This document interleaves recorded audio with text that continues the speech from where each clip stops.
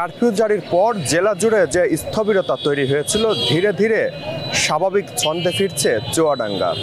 Curfew জারির আজ পঞ্চম দিনে চুয়াডাঙ্গা জেলায় সারাদিনে 14 ঘন্টা কারফিউ শিথিল করা হয়েছে। সকাল 6টা থেকে রাত 8টা পর্যন্ত কারফিউ শিথিল করার পর সাধারণ মানুষ কিন্তু রাস্তায় বের হয়েছে। শহরে একরকম স্বাভাবিক অবস্থা সৃষ্টি হয়েছে।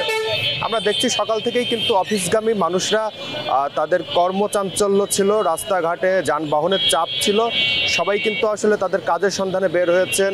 কেউ কেউ তাদের প্রয়োজনীয় কাজ সেরেছেন, দৈনন্দিন কাজ সেরেছেন। সাধারণ মানুষজনের সাথে আমরা কথা বলে যেটা জেনেছি যে অনেকেই বলছেন যে টানা 3 থেকে 4 দিন ঘরবন্দি থাকার পর আজ যেহেতু কারফিউ শিথিল হয়েছে সেই কারণে আজ কিন্তু অনেকেই সুযোগ পেয়েছেন, অনেকেই ঘর থেকে বাইরে বের হয়েছেন এবং তারা তাদের প্রয়োজনীয় কাজ সেরেছেন। সব থেকে বেশি ভিড় দেখা গেছে এটিএম বুথে এবং ব্যাংকগুলো এবং যেই বাণিজ্যিক প্রতিষ্ঠান রয়েছে সেইগুলোতে। এইসব প্রতিষ্ঠানে কিন্তু আসলে বিভিন্ন ধরনের মানুষজন এসেছেন, গ্রাহকরা এসেছেন, তাদের প্রয়োজনীয় যে টাকা উত্তোলন কিংবা জমাকরণের যে বিষয়গুলো রয়েছে, ব্যাংকে বিভিন্ন বিদ্যুৎ বিল সহ নানা ধরনের বিল জমা দেওয়ার যে বিষয়গুলো রয়েছে সেই কাজগুলো তারা সেরেছেন।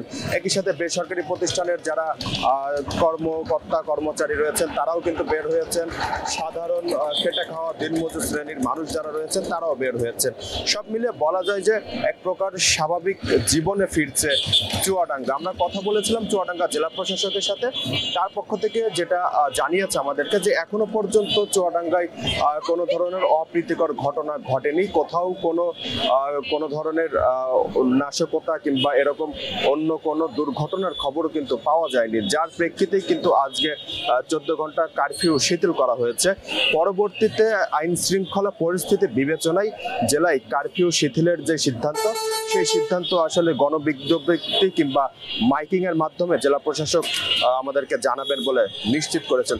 তো এই ছিল এখনো পর্যন্ত চুয়াডাঙ্গার আজকের সবশেষ পরিস্থিতি।